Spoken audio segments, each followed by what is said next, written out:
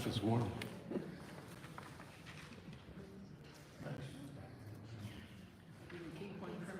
Oh, well, you have that.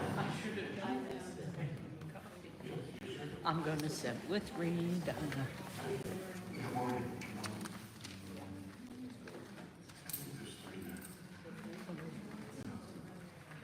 Good morning.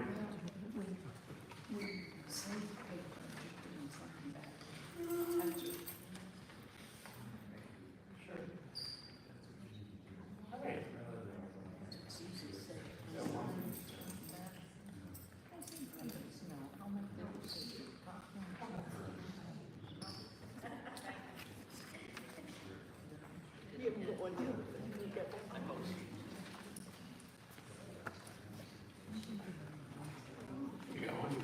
Okay, good.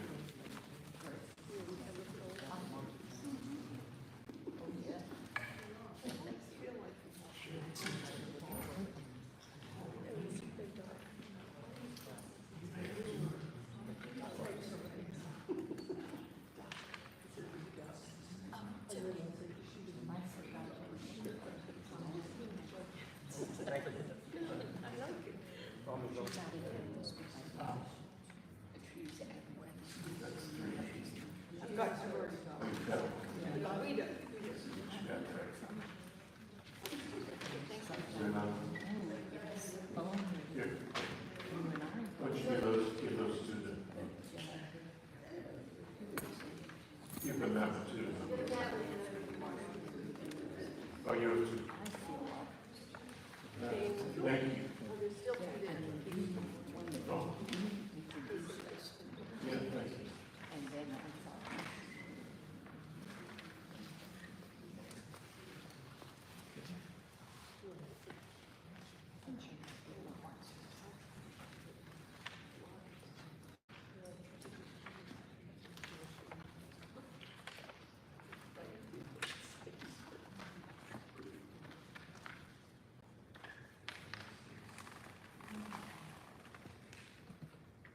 Sir, may I have a moment before you begin? Of course. Well, I'm Monsignor. Monsignor? Yes, Monsignor, please. I think we should do a proper introduction here, because we met under really remarkable circumstances, did we not? We did. We did. This was during COVID, actually. And as many of us were on COVID, looking for things to do and say, and groups to join online to find connection. And we met in this international group of men who were looking for spiritual avenues, groups of men who were finding a variety of spiritual ways, in addition to the online churches that we belong to connect in all kinds of different ways. And that's how we first met. And there was this immediate connection. And if I were to say that, if I had all understood what the phrase "a man of God" means, and I'm not sure I still do, this is the guy who I would say is a man of God in so many ways. And in addition to being a very astute counselor, and he's sort of talked me down from any number of cliffs over the years. So I will introduce you to a remarkable man of God who's going to wow us, I think, with his own journey and experiences into the ether. Amen. Is that good? Amen. Thank you. Go Thank for you. it. You're welcome. Thank you, Monsignor.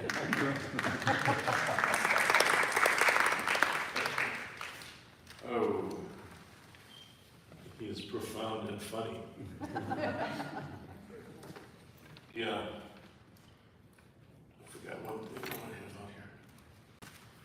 Well, good morning. Good morning. Thank you for coming out. You could be out jet skiing somewhere, or playing golf, or all the other amusements open to you in Myrtle Beach, right? In Horry County, which is the fastest growing county in the state, right? Yeah. So, in the world, yeah. You can tell every time you drive down 17, right? I was shocked driving down here from Myrtle Beach, where we're staying. My friend Larry and I here in the end are staying up at Myrtle Beach. And I had not been south to Pawleys Island in many, many years, maybe 25 years. Yeah, at least, longer than that. I just couldn't believe it. You know, just couldn't believe it. Because it used to all look kind of like, what is it, Brookstone Gardens? Brook Green. Brook Green. It all looked kind of like that, and now it's all developed except for Brook Green. Thank God for that green break, right?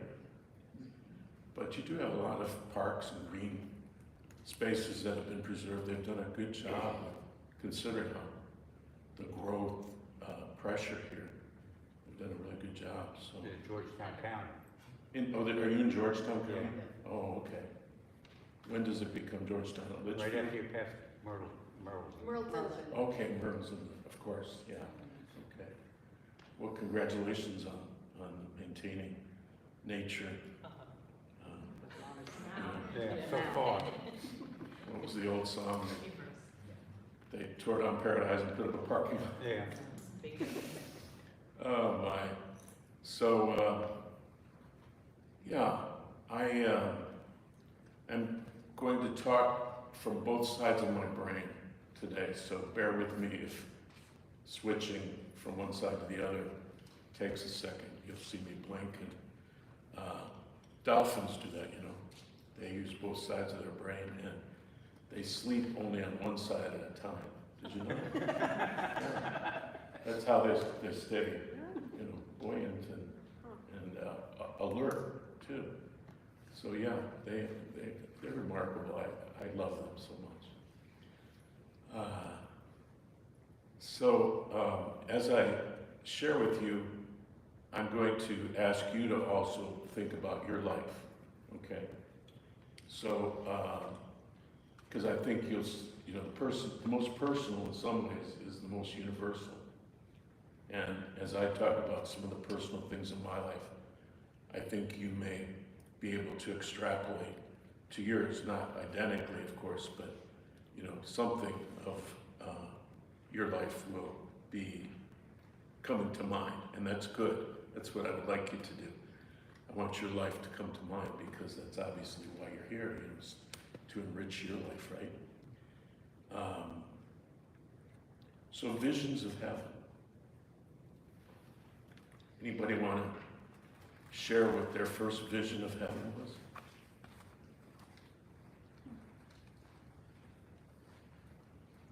Clouds and harps. Clouds. Clouds and harps. Clouds and harps when you were a child. The golden gate of heaven, right? Yeah. A beautiful garden. A beautiful garden, like Paradise Eden. Yeah. Yeah. Bright lights. Bright lights. Okay. Loved ones. Loved ones. Oh yes. Wouldn't be heaven without them, right? People with a common purpose and a common, just surrounded with caring. Mm-hmm. Could be strangers even. So a common purpose and sharing and caring. Yeah. None of these divisions that we feel these days so much. Yes. A world like this, but only everybody is filled with love and care, like she said, for everybody else. Mm-hmm. A world like this, but full of love and caring, not the conflicts that we see in the world. It's so sad to see the conflict in the world, isn't it? Especially, many of you are close to my age. I'm 74, and you know, it's sad, isn't it? In my whole life, we've been at war somewhere, and I was born in 1950, and World War II had just ended. My parents, like many people, of course, my mother was here, and my father he was in the Battle of the Bulge, and he got the Bronze Star for, actually it wasn't something in battle, it was because he was an engineer, and he figured out how to create the first faxed maps from England over to the front lines using radio waves.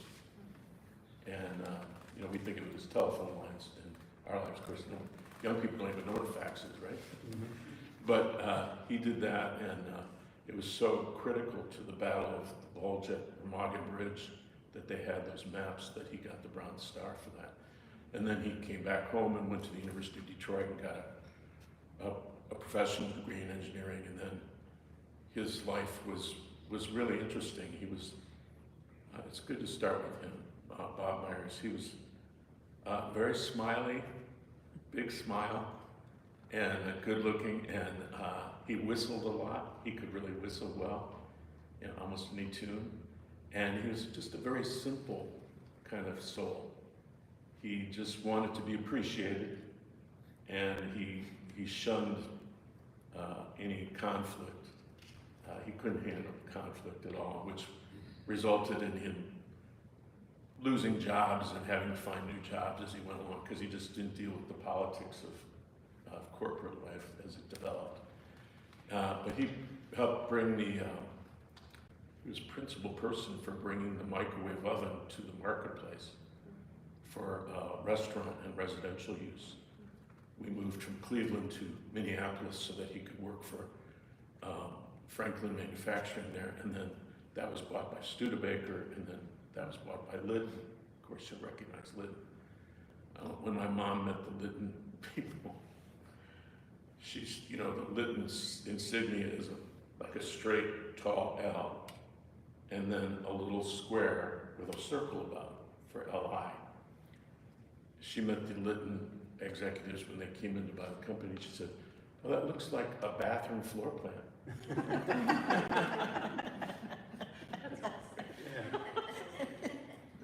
I don't know whether that helped him or not. They definitely laughed like you just did, but ultimately they got every bit of information they could from him and then let him go. And then he moved on to X-ray and optical scanning. He developed the whole system for optical scanning, that the first time in the country that read the labels on baggage and sent it to the right gate at the Dallas-Fort Worth Airport back in, gosh, I don't know what that would have been, 60s or 70s. So anyway, he was a brilliant man, but extremely simple. And I think now I would probably say he was like what we say Asperger, or on the autism spectrum. I have a son who's very high functioning on the autism spectrum, and he knows it and he works with it himself. But he's brilliant. Like he reminds me of my father very much. It's funny how your kids, you're like, oh, that's Papa, not me. He's a big smiley person and loves just having fun and being appreciated, and shuns conflict, just like my dad. So anyway, my dad died when he was 75. He didn't quite make it to the new millennium. He wanted to make it to the year 2000, but he died in 1999 in the VA home up in Sandusky, Ohio, which is a wonderful place. Ironically, he was born in Sandusky, and then he ended up dying in Sandusky. So after he was dead, I don't remember exactly how long. I would say maybe 2 years later, I was living in Clemson, South Carolina, and I was driving along Highway 123 there, where you go under bridges and past grocery stores and things, and all of a sudden it was like somebody had put a VCR tape into my head, and for just about, couldn't have been more than about 10 seconds, I had a vision of my father, but he was different. He was much more developed as an adult, and he was much more confident, and he spoke to me with authority and said, "Everything's great, Michael. I'm going to be going deeper with the Father, so I won't see you again for a long time." And he just gave me that big smile, and then it was over. And I continued on my journey. I don't know where I was going, home or whatever. And but it was remarkable because it was completely different than any other way of thinking or imagining or remembering. It wasn't like any of that. And so I pondered that. And I had had a previous experience that was very similar to that. Many years before, going back further, when I was 17, I left home in Cleveland to go to Xavier University in Cincinnati. You're from Ohio, is that right? I see you nodding. Which is about 250 miles away from Cleveland. I was very happy to get out of home. It was chaotic. My parents had 6 kids, and my dad, being the simple soul he was very loving, good guy, but he drank, and which made my mother very unhappy. So I was glad to get out of there. But anyway, in the time that I was there at Xavier, I met a young man, 2 years older than me, John Zarancic. And he was in ROTC at Xavier, and I was anti-Vietnam War, and we would argue and argue and argue and play bridge, and So my sister came to visit from Marquette, and I had arranged for Art Kuna, who later became a doctor, to take my sister out. I was asking all these guys, who will take my sister out? We'll go see Romeo and Juliet, the movie. We'll double date this movie. I had my date, and I asked Art to take her. Well, she comes, and John gets a look at her, and he pays Art Kunis $20 to let him go with my sister instead of which I was very shocked at and angry. It was like, I don't want this ROTC guy going out with my sister tonight. But my sister loved it. She and my other sister, Peggy and Cam, went to Marquette. One was marching with Father Grappi in social justice. The other was in the Marquettes, the girls' marching group. And so she loved it that John was in ROTC. They had a lot in common. They hit it off. Eventually, they got married a couple years later. And they had a little. He became a lieutenant, I guess, in the Army and was sent over to Germany. So they were over there. Actually, that's where little John was born. And she came home because he was going on maneuvers near the eastern countries where there's still the Iron Curtain in Czechoslovakia, or near the Czechoslovakia border. It wouldn't be in Czechoslovakia because that was anyway. He was going on maneuvers, so she came home to show the family the baby, and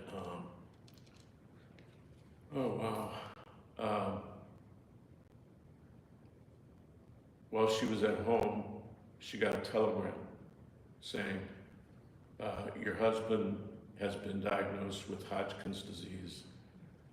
He's being sent to Walter Reed Hospital in DC.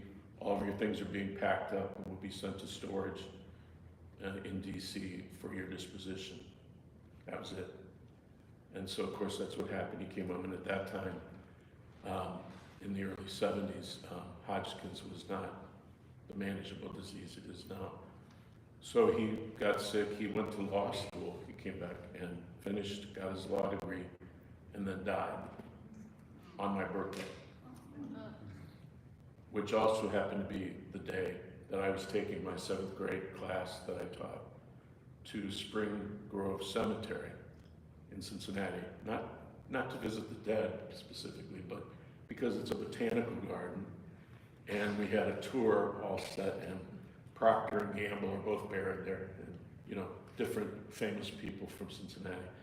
And it's a beautiful place, and it was a beautiful October day.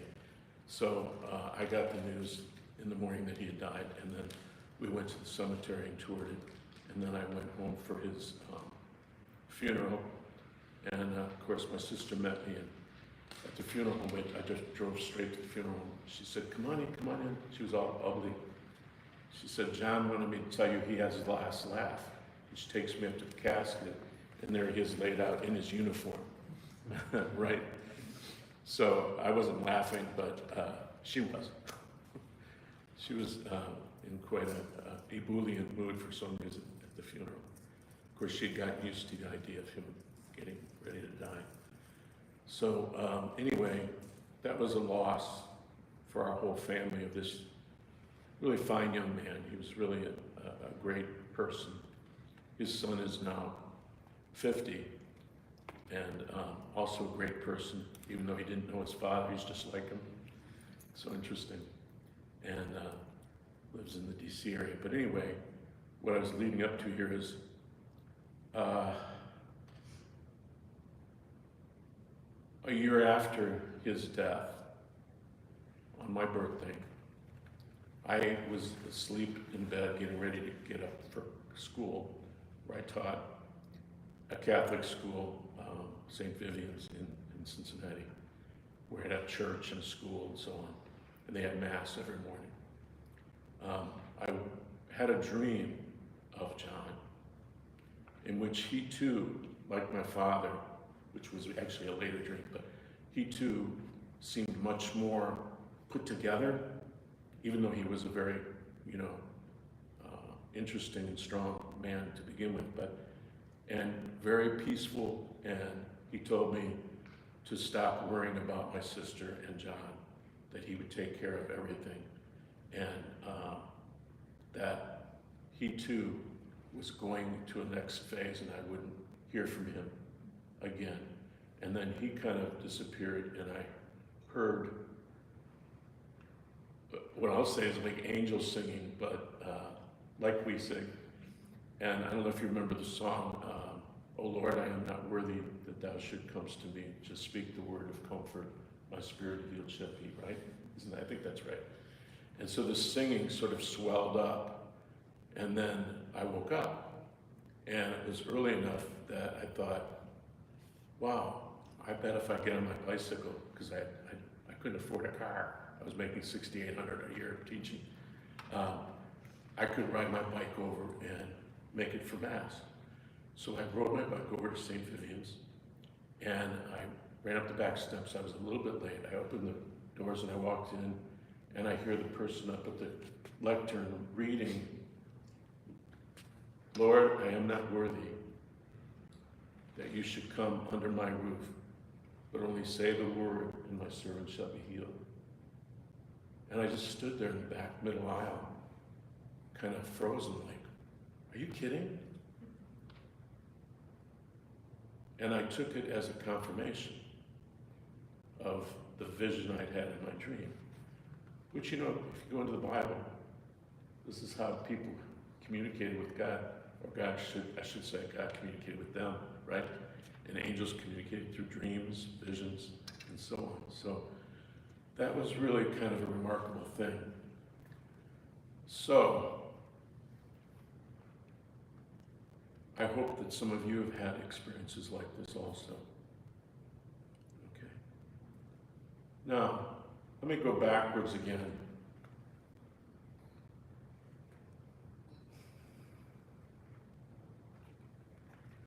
My experiences and knowledge of heaven, I think, started in the womb, where I was loved and cherished by my mother and comfortable. And when I was born, I had two older sisters, just a year and 2 years older than I. So between them and my mother and her three sisters and my grandmother, I had a lot of love. And I was a smiley little baby, unlike some of them. And I was beguiling, I've been told, and just got everybody to love on me, okay? So I had a lot of love, and since trust is the first stage of development, Ericksonian, I think my trust developed very quickly and completely as an infant and early toddler. And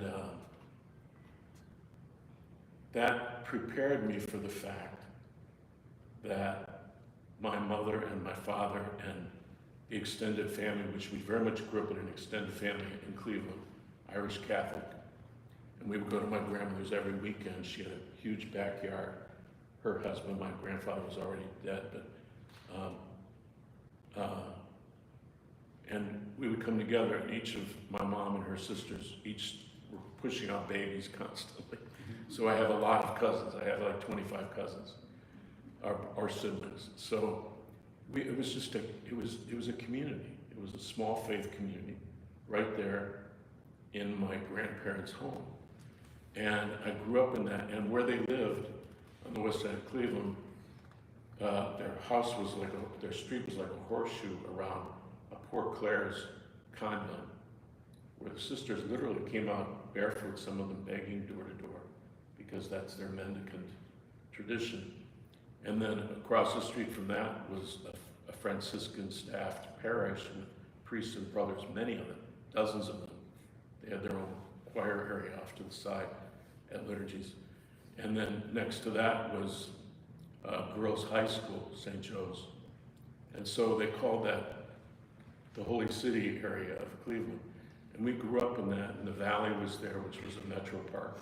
And we just roamed as the adults got together in the backyard, and after we'd had our hamburgers in the summer, we would roam. And my Aunt Nancy was the youngest of the four sisters. She was only 15 when I was born. She would assemble us on the front steps of the house, and she would tell us stories about the Myers farm. She named it after our family, and where all the cousins would live someday, and we would all be happy and have a lot of fun. And she made up these stories about that, and we loved it. And we would go on walks with her, and she was wonderful. So my first visions of heaven came from, first of all, the installed sense of trust that was given to me, and the contentment that is so important to babies. And that's why we do what we can, don't we, for young mothers to be able to provide that in a safe and contented way with their infants and toddlers, right?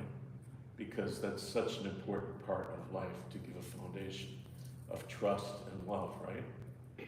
So that was what I experienced. I'm not sure my sisters both got that, because the first sister was interrupted by the second sister, and both of them were interrupted by me. But then there's 4 years that I got to be the baby and got a lot of attention. And I as I learned to talk, I called my mother Muffred Dear. Muffred Dear, I would call her. I don't know where it came from. But I just called her Muffred Dear, and she loved that and talked about it the rest of her life at different times. And so I really got the best of everybody. And so my mother, then her sisters, and the extended family, my grandmother, my sisters, became this incubator of love and trust. However, my family, like many families, was also touched by illness and disease, especially alcoholism. You can imagine, Irish Catholic. So every other person, it seemed, became a victim of alcoholism. And both their behavior could be unpredictable, as well as their spouses, as you can imagine. And each of these groups of parents, these 4 couples that were managing anywhere from 6 to 7 kids, they were rough on us as children. We got spankings and the belts and balloon switches and other things that were really painful physical punishments that they somehow believed was the way to discipline us. And I guess, with as many kids as there were, I can easily see why they resorted to physical punishment to keep us all in line and set limits. But for me, I guess because I had that trust established, I differentiated between their goodness and their badness, if you will. Now, in developmental psychology, they talk about how in early childhood, people do what they call splitting, where they have the good mother who fulfills their needs for being fed and so on, and the bad mother who is neglecting them in their eyes or hurting them. And they almost treat them like 2 different people. And then at about 16 months old, the child starts to try to merge those 2 into a cohesive identity that they can actually start to cope with, and realize that this is one person in the different caregivers, and that they could be both loving and sometimes, and at least from the child's perspective, neglectful or not loving or even hurtful at other times. So some people continue with that kind of splitting, which turns on them so that even into adulthood, they will react to you, and you've probably experienced this, like you're their best friend and everything, but if you do something that displeases them, you suddenly become the bad one, the bad version of you, and they react to you like you are horrible. And I'll never talk to you again, and you're the worst person in my life, and you've hurt me so deeply, and blah, blah, blah. And then maybe whatever period of time later, they're back to treating you like the good. It's like, what is going on here? But they're stuck with this sort of splitting, okay? But I, fortunately, because of all the attention I got, was able to merge the identities of all my caregivers in a way that I could cope with. And I began to see people, I think, the way God sees them, in the sense that I believed in their essential goodness. And whatever they did that was bad, let's say, or not to my liking at least, I just dismissed that as almost like unreal. Like that's not really who they are. And I could put that away. Maybe not immediately if I was really hurt, but at least eventually, always, with everyone I loved, I could see them only as their goodness. So why do I share this with you? Because that to me is a vision of heaven. When you describe some of you beforehand, what heaven would be like, where there was no conflict, where people were loving and gracious. That's kind of the reality that I created for myself out of the people that I loved and who loved me. And I believed in that. Not that I was disassociated or something from their other behavior. Like when my dad was drunk and my mom was yelling at him, stuff. It wasn't like I didn't see that or didn't know that. But for one thing, I would get out of the way of that kind of behavior. I learned how to do that. And I also kept the vision inside of me that they were essentially good, that we were all loved by God. And as I made my first communion, I was thinking about that when I put on this white shirt, blue pants this morning. When I was 7, that became part of my understanding of who God is. That God loves us as we are, totally. And, we were taught about sin very much, Irish Catholic. We were taught about sin, but I believed in God's love. I believed in my love for other people, and I believed in God's love for me. And I came back from my first communion up at the altar, and we all were taught to kneel and put our face in our face in our hands, which I did it. And I remember my prayer for first communion at 7. I said, "Dear Jesus, I don't know what I'm supposed to say to you, but please help me to become closer to you every day." And that was it. And I've always remembered that. And it's been, imprinted for me in my prayer life ever since. Okay.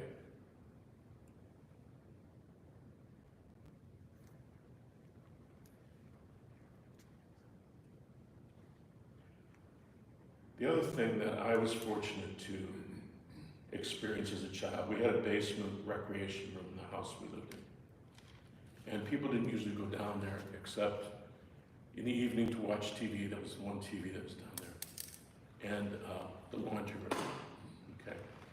But the paneled Knotty Pine recreation room had a broadman carpet on the floor and stuff and a couch and stuff, a day bed, I think.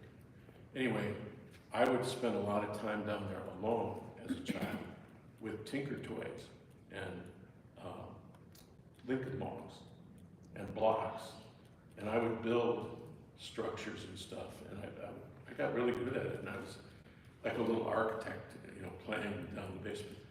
The point I'm trying to lead to is that even as a child, I sought out solitude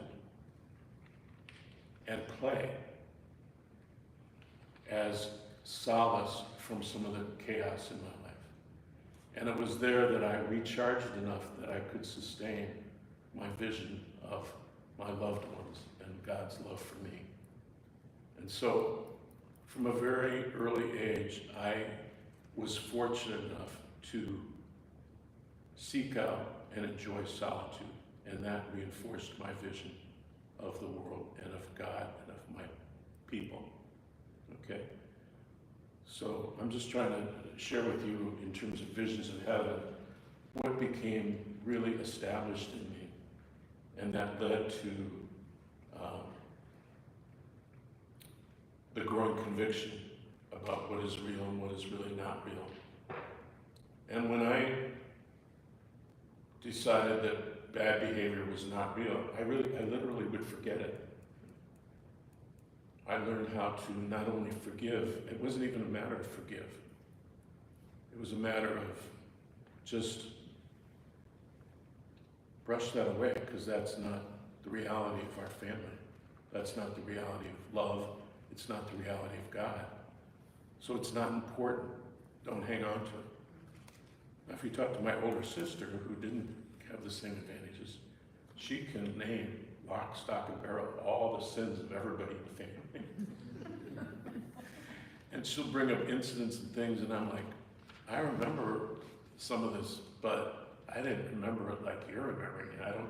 I didn't even see it the way you're seeing it. I mean, she just has a list of all the sins of the family. She's very cynical about the family, which is really a great grief to me.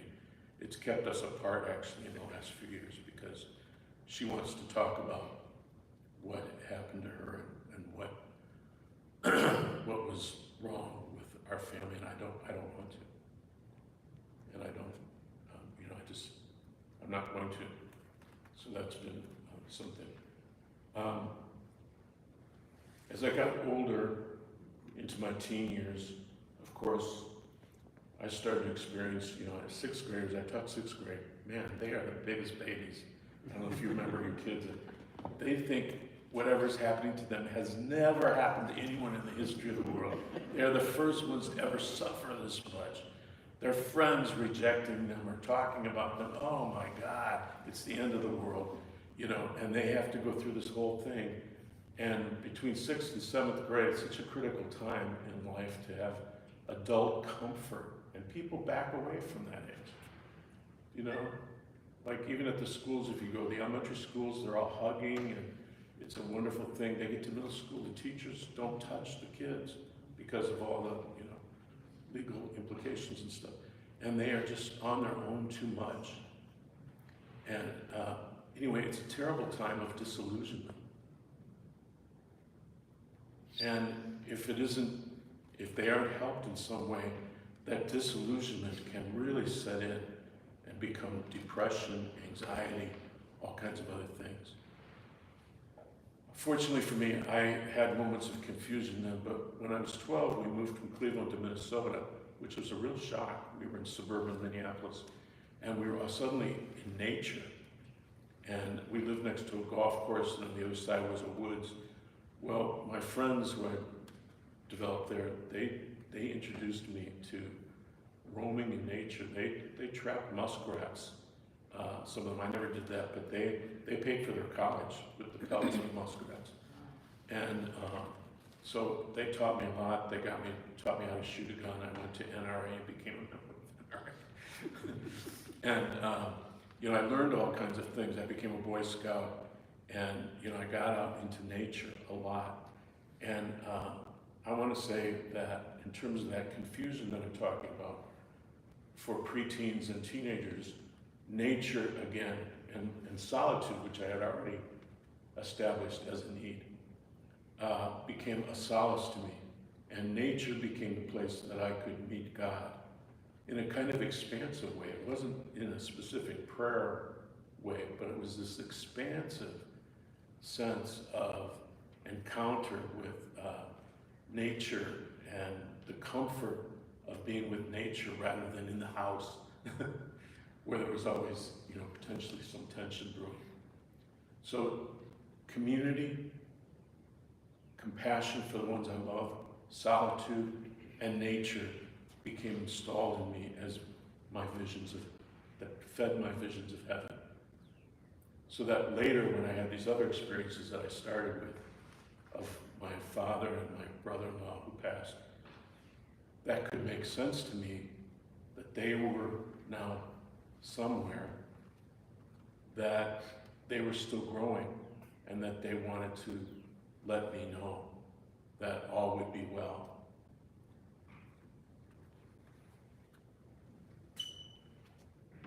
Are you related to any of this?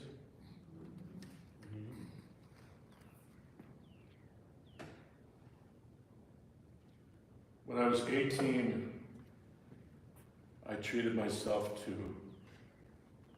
celebrate becoming 18. I treated myself by joining the Xavier University Parachuting Club. And I went through some training, and they took us up 5,000 feet, and it was on a ripcord. We didn't have to pull it. I jumped out of an airplane.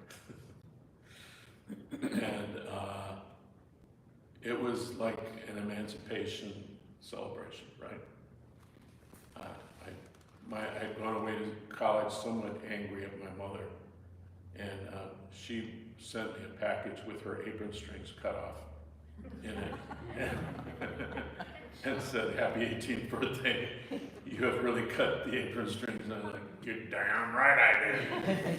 You know, I was kind of really building myself up.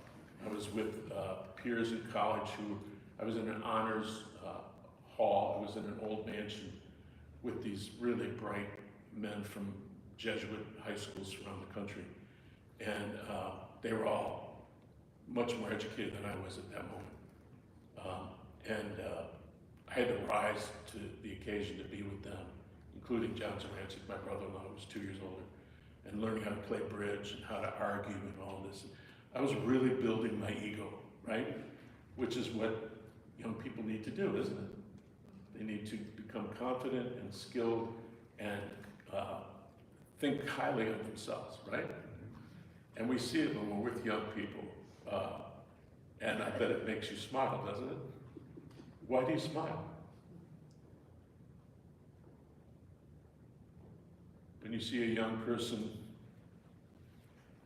kind of strutting, why does it make you smile? Been there. We've been there. You've been there, okay. And And you know how necessary it is for that stage of life and how the unlearning is gonna do. The next stage. oh man, that's why you smile, because you know the joke's on them, don't you? You've been there and you know what's waiting for them. And what's waiting for them is what? They have to dismantle that ego eventually, don't they? Right, all of life, the book of life. So, you know, I was very much caught up in all that, and I was very much involved in the anti-war movement. And it was also when I was 18, that was 1968, can you imagine? I came to Xavier in the fall of 1968. Martin Luther King and Robert F. Kennedy had been killed the spring before, right? I walked from where I lived with one other guy, another new freshman. We walked to the Cincinnati Zoo. We told people, we're gonna go to the zoo.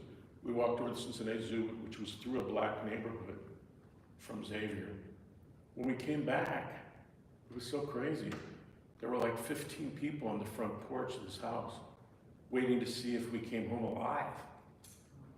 They were that freaked out by the riots and everything. And you know, I couldn't understand at the time, but everywhere I walked along the way with my friend Stan to the zoo and back, people came out of their houses to say hello, and some of them to come over and shake our hands and ask us, we were from Xavier, yes. And like we were celebrities.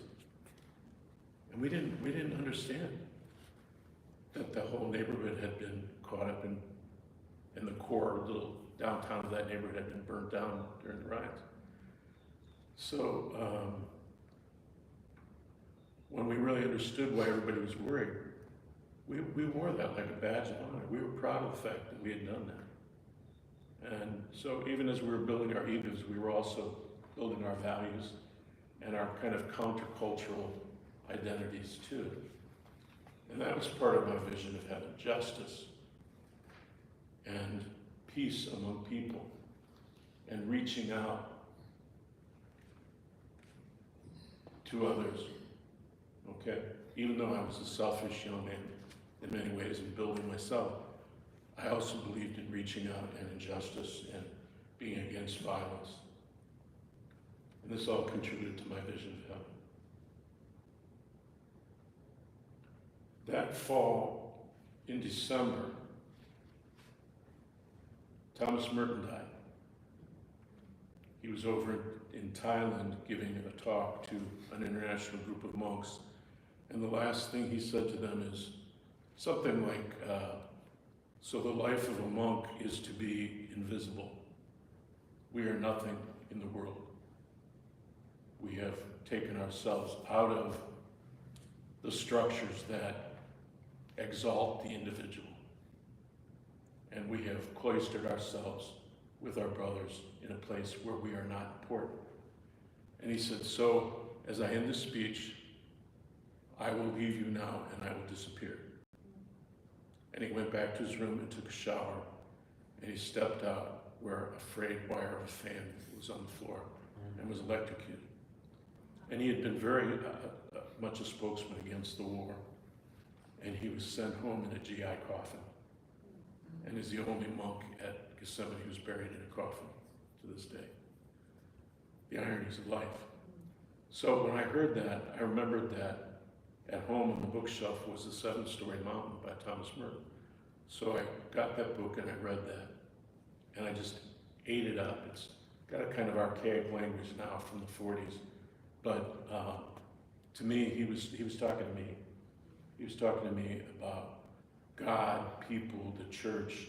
Everything he said to me was, he wrote this for me. And so that began a career of reading Thomas Merton that has continued all along through my life. And of course, he confirmed my idea of heaven, and that we needed to separate ourselves from the gluttony of the world's search for power and prestige and over each other, power over each other. That is the hallmark of so much of our world's structures. So he taught me detachment from this world, even as I was thrown into it, that you could also be thrown into your world every day, but also be detached, that was possible to nurture that detachment. And that detachment kept me in touch with heaven. Okay? Do you mean spiritual detachment or physical detachment, or both? A little bit of both. A little bit of both, because remember, I sought out solitude. At that time in college, I used to go for a 2-mile, 4-mile back and round trip run down Victory Parkway to Eden Park and back again. And I loved that solitude because nobody was up at that time on there. I was alone. And it also gave me a sense of detachment, which, you know, universities used to enjoy more detachment. They were kind of almost on the monastic model of getting away from society and the noise to study, right? And that's really the way, I probably was the last generation that way. We never watched TV in college, and we didn't have cars, we didn't get out, and we studied, you know. I mean, I got a Bachelor of Theology. I read like 200 pages of Karl Rahner or Paul Tillich every night for my classes, where there was an instant quiz every day. And I could just, it was like, I could almost hear my brain cells growing. You know, it was just amazing. And I truly had a wonderful liberal arts education with fantastic teachers and with colleagues, other students who were truly hungry for learning and also building a sense of social justice and our responsibility in the world. And I'm really really thrilled. The more I look back at it, the more remarkable. As I look back at all these things I'm sharing with you, I had such a blessed childhood and education. So blessed. So protected. I didn't burn my draft card because I didn't think I could handle going to jail. But, you know, I knew my limits, I guess is what I'm trying to say with that statement. I knew what I could handle and what I couldn't, and I was smart enough to protect myself and keep growing. So, Thomas Merton, when I was 20, almost 21,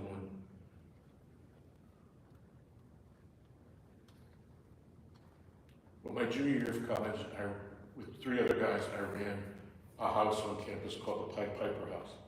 And we had mass there every Wednesday night around the dining room table with a priest. And we had a coffee house in the basement with its own entrance. And we had folk singing and broken cookies that we could buy from a cookie factory for, you know, pennies on the dollar, and tea and coffee. And people would read poetry and sing, and we had a kind of sub-community of people who were trying to not just be educated in the academic sense, but to become conscious, to promote consciousness, to enlighten their minds so that they could discern ethically how their life would live. And it was nurtured by the Eucharist around the table and the fellowship of like-minded people. And it was a blessed kind of experience again. So I ran that coffee house my junior year, and then while I was doing that, I was working on something called an experimental living learning community, which was going to be in the dorm my senior year. And one wing was women, where they put locks on all the doors, and the other wing was men, where they didn't put locks on them. And I don't know how many of us there were. Must have been about 60 of us living there, and then there were another 30 who were like commuters or didn't choose to live there, who participated in a 9-hour class that 3 professors put together called the Revolt Against Formalism. And they covered it from biology and sciences to history and literature. Anyway, I got myself in the position of being the director of this experimental community. And it was a huge responsibility for me my senior year of college. And I was feeling a lot of pressure. And in the end of the summer, I stayed in Cincinnati. But my parents were involved with CFM, the Christian Family Movement. They had been leaders in that. And they were going to Notre Dame for a convention of CFMers from all over, where Henry Nouwen was going to be speaking. So I hitchhiked from Cincinnati up to Notre Dame and met them and heard Henry Nouwen speak about the necessity of being both a revolutionary and a mystic,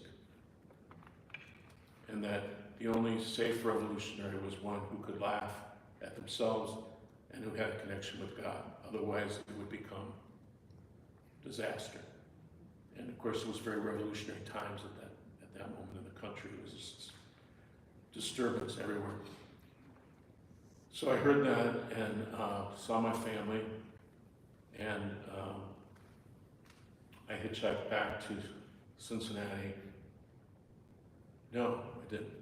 I hitchhiked not to Cincinnati, but down to Gethsemane Monastery, which is over between outside of Louisville in Bardstown, Kentucky, where Thomas Merton lived. And I think I had been there before, but I went down there and I stayed in the guest house, and I was, of course, trying to prepare myself for this big responsibility and for my final year of college. And this young monk who had an ulcer couldn't go into other things with the other monks, and he came out and found me somehow, and we got into a conversation that turned into like a 4-hour conversation. And mostly it ended up talking about the Jesus prayer. Do you know what the Jesus prayer is? The one Yeah. it's variations, but something like this: as you breathe in, it's a hesychesis, a breathing prayer, which is one of the oldest forms in Christendom. As you breathe in, you say, Lord Jesus Christ, Son of the living God. And as you breathe out, you say, have mercy on me, a sinner. Lord Jesus Christ, Son of the living God, have mercy on me, a sinner. So he taught me this prayer, and he had a big impact on me. And then he went back to his cell for the evening, and I went to my cell for the evening. And I was tired. I had hitchhiked all day and had gotten there for dinner, and I went to bed after this long conversation with him, and I fell asleep. But at about 2 o'clock in the morning, I woke up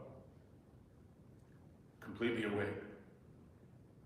And I got up, and the guest house was attached to the large church where the monks prayed, 4 or 5 times a day. And I went it connected from the guest floor on the second level to the balcony up in the back, which had a kind of sloped floor. And I went in there, and all I could see way down half a football field away was a blue colored lamp with a candle burning in it next to the icon. So the whole church was dark except for this candle. And so I sat cross-legged on the floor, and I started to do the Jesus prayer. Lord Jesus Christ, Son of the living God, have mercy on me, a sinner. And I closed my eyes, and I kind of rocked with it, and I was breathing with it. And all of a sudden, a whole phenomenon happened where I felt like I was going down, like I was descending into something. And I was going through different layers of my imagination, including sort of cartoon-like characters, and then just multiple blobby things and so on, and down, down, down, until I was looking out into space from I don't know where.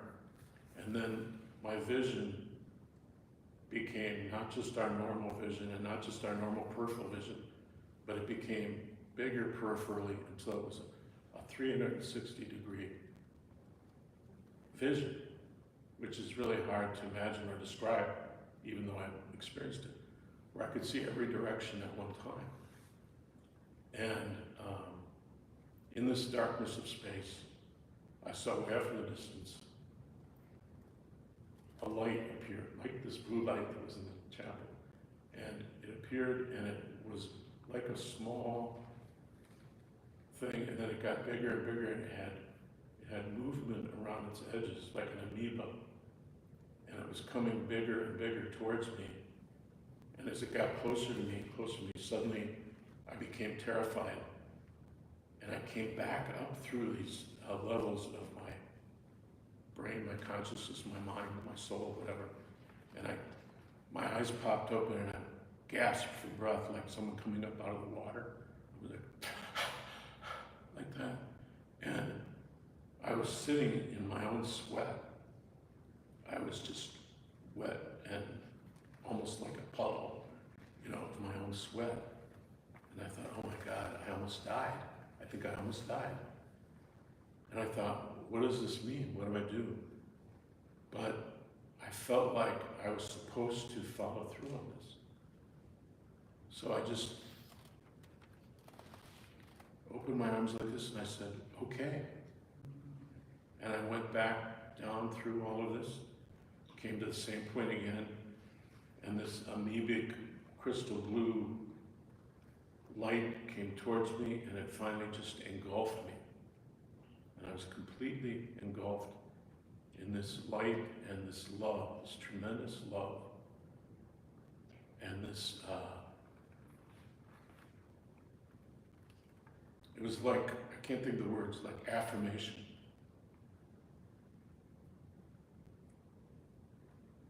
I forgot to tell you, on the way down through this descent, I was able to see colors that don't exist in this world. It was almost as if my eyesight had expanded to be able to see ultraviolet light or something. And I know that they were colors that I had never seen before. And then this experience happened. And I don't know how long I don't think it was very long, probably seconds, minutes at most. And I came back up, and I breathed this time, and without any mind of my own, I stood up, I went back to my room, I went to bed and fell asleep. And the next morning I woke up, and I lay there in bed for a minute. And I reached up and touched my face, and I thought, I'm not dead. And I stood up, and there's just a little mirror, over a sink in the room. And I went over it, and I looked at myself like I was seeing myself for the very first time. And I both recognized myself and didn't recognize myself. And I thought, I don't know if I am the same soul in this body. And I started to think about something that I thought, I have my own memories, but I feel totally different. And I don't know who I am.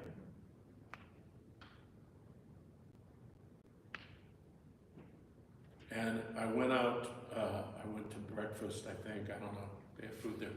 Anyway, eventually I went out for a walk on their substantial grounds, and over across the road, across from the entry that's lined with trees, over and across the road, there's a dirt road that eventually goes up to a fire tower on a knob there. And I usually had to wear glasses to see distance. I didn't have my glasses on. And I just am walking along this path, and I see up in front of me, on the ground, something yellow and moving. I thought, what is that? I don't know what that is. As I'm getting closer and closer, it's getting bigger and bigger in front of me. And it was an area about the size of a kiddie pool, let's say. And as I approached it, finally, all of a sudden, all these yellow butterflies took off. They had all been congregating there, and they were swarming, and I was like an idiot. I just was like, I thought, maybe I am dead. I'm in heaven.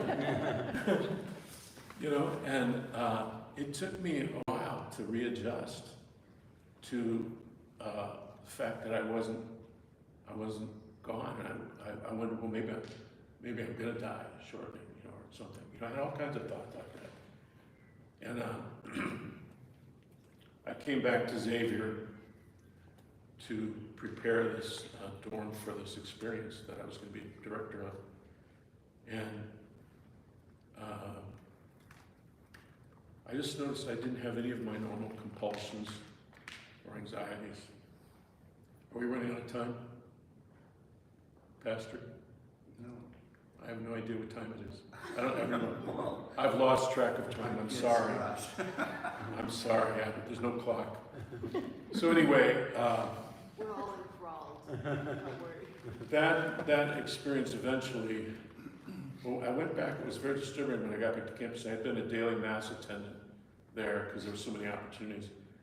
I went to mass and I had a revulsion to it, which was really, really upsetting to me. And I went to this older Jesuit and talked to him, Stan Tillman was his name. And he said that's normal after you've had a mystical experience. But it'll adjust by itself. You don't have to worry. Don't push the river. Just experience what you're experiencing, notice it, and wait for what is coming next. And then this community started, and I was director of it, and the weird thing was I had sort of what you'd call was like a psychic intuition about people. So the students that I was responsible for, I seemed to know things about them that they didn't tell me. And some of that was confirmed by more intimate conversations that I had with them. And then 4 of the students were walking home from a date on a Friday night, in October on my birthday, October 10th, and they were hit by a car on Victory Parkway. 2 of them were not hit, but the car hit one of the couples. The guy was seriously injured on one side of his body. The girl was killed instantly. Her neck was broken, and she died. And she was from Cleveland, and it was my responsibility to gather up all of her possessions and things and take them to the funeral home to be shipped up to Cleveland with her body. And then the rest of us, almost the entire community, drove up to Cleveland. Many of them stayed at my parents' home, and we went to the funeral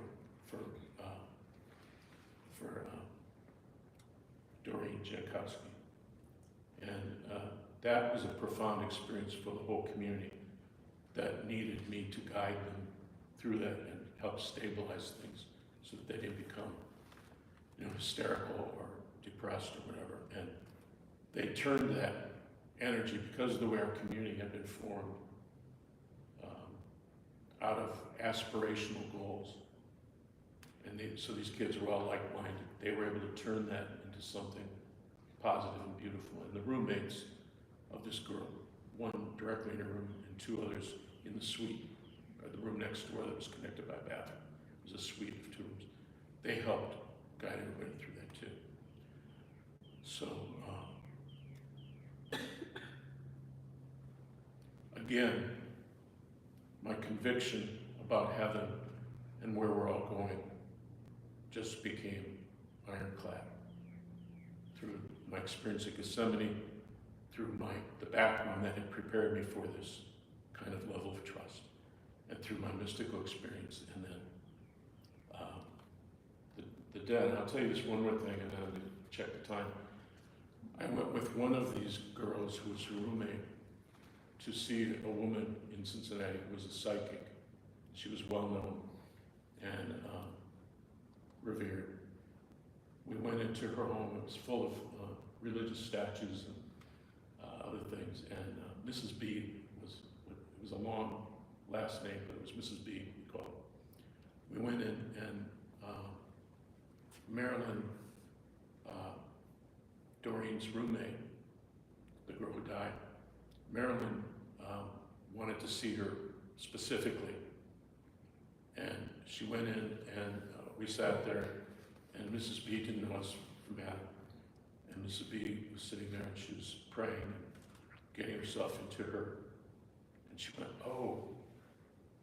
She reaches for her neck. She says, "Oh, God, your friend." Oh, God, her neck was broken. What is her name? It's D something. And Marilyn says, "Doreen." And Marilyn starts crying. "Doreen, yes, she's here. She's urgently wanting to be here. She's so glad you came. She wants to tell you, first of all, that she's fine. She's just fine. And she wants to tell you, Marilyn, to keep the sweater clasp. You know those things that used to click on. She said, keep that." And Marilyn started crying. She told me after, she said, "I borrowed it that night that we went out, and I did not give it to you to be returned with her stuff to the funeral home. And I have felt so guilty about that. And so I believe Doreen, through Mrs. B, told her to keep that. I don't know how else could you possibly understand that. So anyway, I'm going to breathe for a minute, take a drink of water. What time is it? Who has a watch? 10 after 12. Oh gosh, I was supposed to do no more than an hour and be time for questions. I didn't do that. There's more I could share with you from other experiences, but I wanted to share these to help you understand how my visions of heaven have led me to a firm conviction about our afterlife, which has become more important to me as I'm now 74.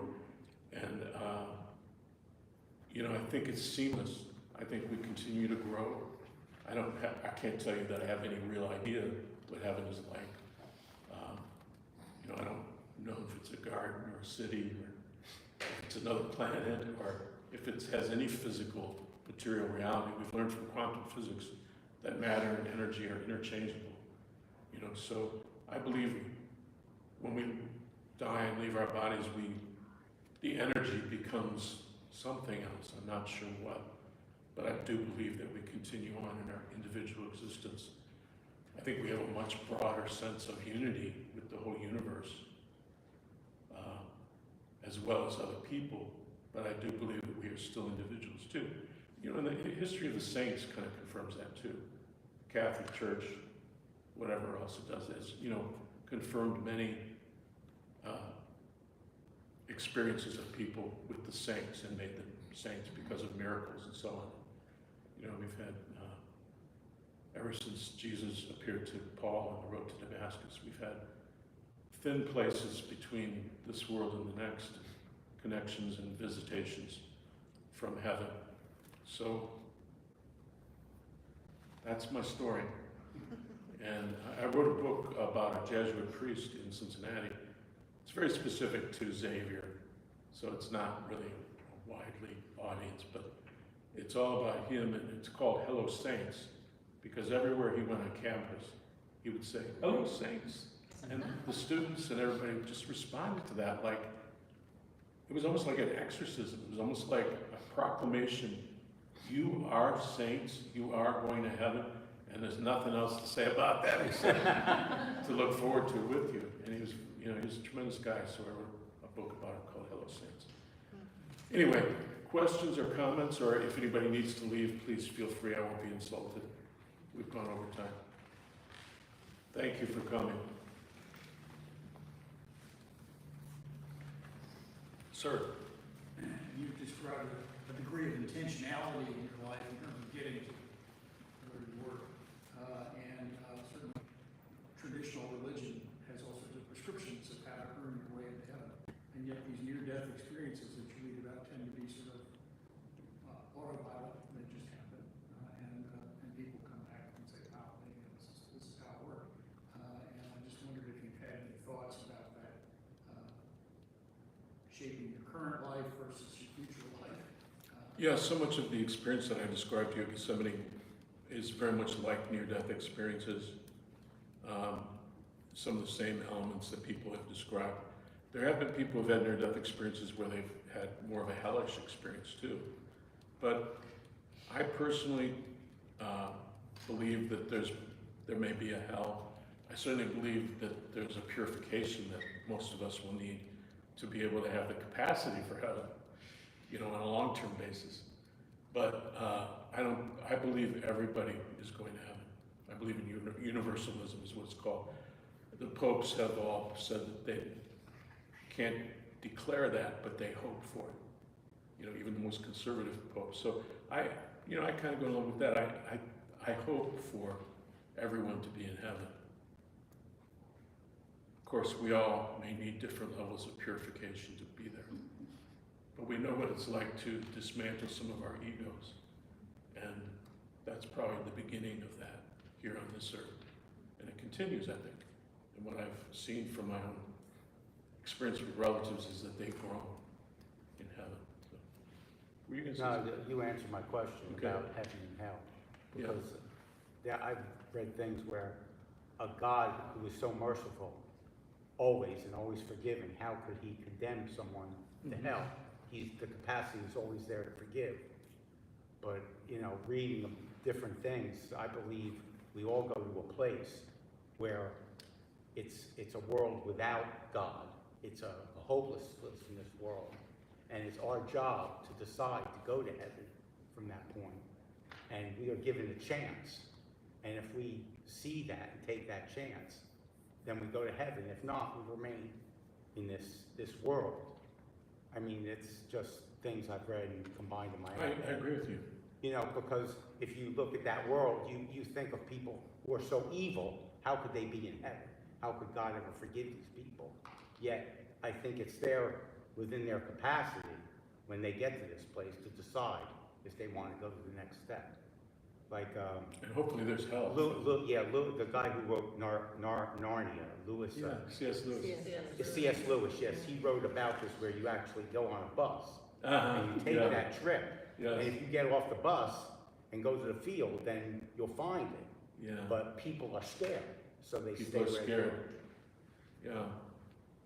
Do you want to hear a little bit more that ties in with what he said, or should we Yeah, skip? yeah, I'll listen. Okay, when I got out of Xavier, I went looking for a place to live. And around Xavier, they have some older houses, some almost mini mansions from the old days, from the 1920s and stuff. And many of them have a third floor garret, we called them, or over the garage, a carriage house type of thing. And so I walked from one house to the other before I had to leave the dorm to see if I could find one of those garrets for myself. As it turned out, I eventually found a place that was a little different than that, but I talked to these people in their homes. I went up and knocked on the door and talked to people. And they said, several of them said, so I don't know why it came up. I think there's something about me that makes people talk about certain things, but they told me about the ghosts in their house. And I don't mean this in any offensive way, but Episcopalians, I hope, have a somewhat developed sense of heaven, but Jewish people do not. They don't have a really developed sense of an afterlife. And this neighborhood had been Jewish, and it turns out that many of these people had ghosts in their house that were Jewish people who had lived there and did not leave the premises. One of them actually woke the family up when there was a fire and got them out of the house. This was fantastic to me. And then, anyway, there's other stories that go with that. But my point being, I think when people go through the experience of death, it's kind of like birth. It's somewhat traumatic. And when they arrive on the other side, if they don't have a sense of looking for God or his representatives, they can feel like any light that is coming towards them is threatening, and they can hide. And in that darkness, there's no telling what kind of voices they hear that tell them to keep hiding.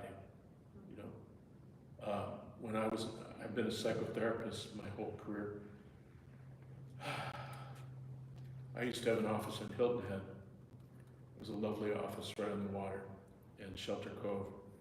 And I had a client who had dissociative identity disorder. We used to call it multiple personality. And she truly was confirmed by many different clinicians and people as a multiple personality. Well, she was like, because she had such thin boundaries and spirits could come into her and leave at will, almost like a room with open doors. And as part of the process of her healing, she would go into an altered state, and then not just another personality of hers, which sometimes happened, but sometimes there was another entity that spoke through her, if you can believe this or imagine this. And I got into the habit with my Catholic holy water of blessing her and talking to this spirit. Sometimes they told me things about myself they shouldn't have known, and they tried to embarrass me, But I talked to them, and I asked them if they were ever baptized when they were in the body, and I think every one of them said yes. I said, well, what was your baptized name? And they would say, like Michael. And I would say, have you been given any other name since you died? Yes. The darkness told me my name was Akesh, or my name was Lucretia, or something, weird. And I said, well, that's not your name. Your name is Michael. You were baptized as Michael. And I know you were lied to in the darkness, and you were told to avoid the light, that the light would destroy you, that you would lose yourself if you go into the light. That's not true. Your family, your loved ones are in the light. They're in heaven. They're waiting for you, and they want to give you your help. And I would guide them to a point where I I said, is there anything that I can do for you to make it easier for you to go into the light? And they would sometimes tell me something, and we would try to resolve that, and then they would go into the light, and I'd say, go into the light in the name of the Father, and of the Son, Jesus Christ, and the Holy Spirit. Amen. And my client would have this big sigh, and she'd be back to herself, and they would be gone. Well, we did this multiple times as a way of cleansing the attachments that were on her, I believe. The one that was most remarkable, there was a young girl that came through her, and we'll just call her Gretchen. And Gretchen said that she had run away from home in Florida, and that she had gotten in with the wrong crowd over at the beach, and that they were doing some drugs underneath the boardwalk somewhere, and that she had overdosed, and that her mother never knew what happened to her and is still grieving and upset. She said, would you call my mother? Would you call my mother and tell her what happened to me? I said, well, I don't know if I can do that. I said, do you know the phone number? She said, yes.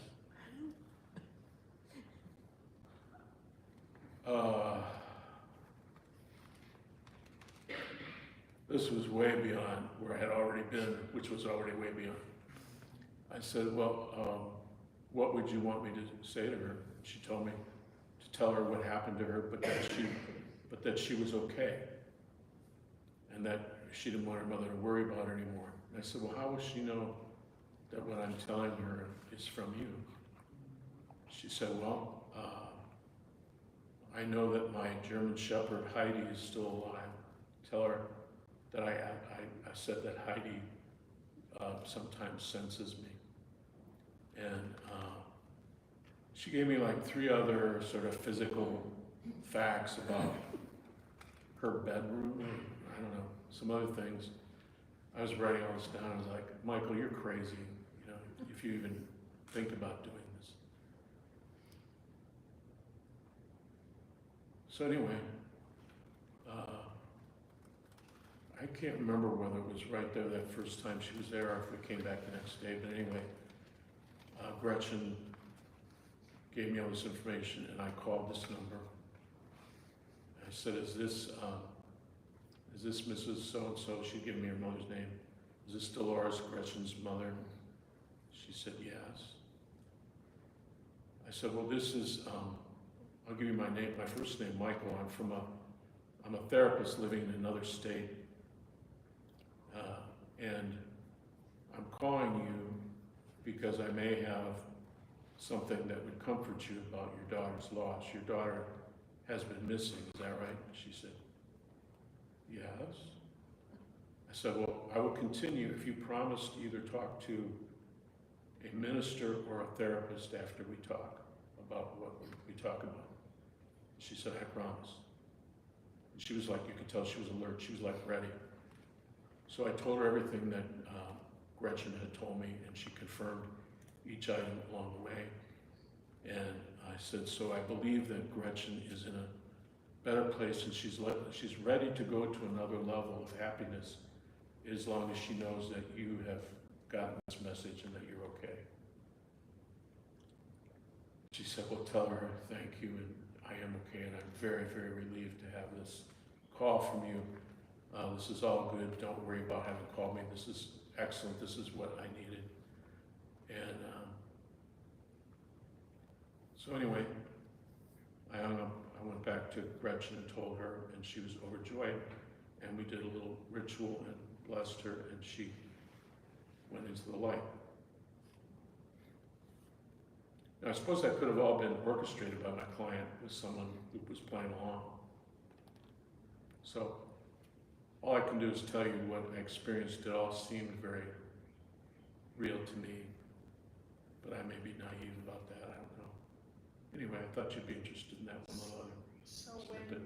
when they found the light, did they ever come back or were they gone? No, they went to heaven. Right, so they didn't come So did No, you, they didn't come back to me. She was relieved of, right, she was eventually healed by just letting these, by letting go of these attached yeah. creatures. There's a book called, what's it called? Something like Life After Life. It's out of print now, but it's written by a psychotherapist in Virginia who worked with this. And she basically says that lost spirits who haven't fully transferred will come and attach themselves to any of us because they come for warmth and the flesh, and you know, they can cause symptoms and other things. We certainly know that Jesus healed people, right? And relieved them of attaching entities of one kind or another. But I don't know. Anyway, I've probably gone way off the limb, like Shirley MacLaine, you know, out on a limb. Yes, ma'am. I have a question. The experiences that you relayed in your earlier life, 20s, et cetera, you were quite intentional about taking on and immersing into a practice, whether it was breath work or Yes, that opened you yes. to a receptive space for Exactly. whatever the revealing was to be for you. Mhm. Have you continued that? Are there any particular practices that you engage with? The breathing prayer has continued with me my whole life. You said what prayer? The breathing prayer, Lord Jesus, the Jesus prayer. Right. You know, Brother Lawrence, you've probably seen little books on this, the Jesus prayer. Anyway, that's continued with me my whole life. Less so in the last 3 or 4 years. I'm now at the point where, like Thomas Merton says, in some place, he says, when I breathe, I'm praying. When I pray, I breathe. Yeah. And I think I'm kind of at this, I don't know, maybe I'm just old and lazy, but I'm kind of at a point where I feel like I have a foot in heaven and I'm breathing prayer all the time. And I do some meditation. I follow a guy named Locke Kelly. I think it's Loche and last name Kelly. You can find him on YouTube. He's also has a master's in social work like me, and he went through significant broad training in Eastern religions, and then came back and he's written a book called Effortless Mindfulness. And if you don't need to read the book, though, you could just go to YouTube if you all have access to that, and he will lead you through. They're just short things, and what his aim is to just give you a moment, a kind of 2-second glimpse from your true self that will then enrich everything else. And you don't even have to think about it or work at it. You just enter that. It's contemplative. You know, you've done, some of you, Lectio Divina and contemplative things. You've read about Keating and all these other people. Some of you, how many of you have been to Mepkin Abbey? Aha, Mepkinites, okay. So you know all this stuff. And I just think at this point in my life, when I intentionally do it, I use Locke Kelly's guidance. Otherwise, I'm just trying to stay in a mindful state. And if I get out of that, if I fall out of it, I go for a walk or I do something to refresh myself because I've gotten into some kind of reactivity and I want to slough that off and get back to me. I'm not my soul. I mean, I'm not sure. I'm not anywhere near being my true self all the time, but I am related to it, and it does have authority in my life. I have reversed things so that my ego is not in charge. My true self is. I'm sure there's some maybe other managing parts that sometimes get in there, but you know, I'm walking with the Lord in an intimate way that is just in my body now, in my breath. And I don't mean in any exalted way. I'm very normal and sometimes obnoxious person, but you don't have to say yes. But anyway, you understand what I'm saying. We've gone way over. Just a quick question. Have you read any of Edgar Casey's? Oh, yes, yeah. Yeah, I went through a little period of being sort of obsessed with him for a little while. Me too. Yeah. But I don't know what happened to that, just got into other things. Any other comments or questions? It was great. Thank you. Did you enjoy it?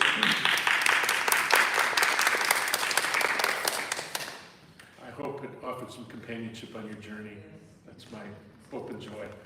That's what I'll believe when I leave. Thank you all. Thank you. What was the name of the book that you said? No? Effortless mindfulness, is that the one? What? Effortless mindfulness. Mindfulness. Yes, effortless mindfulness.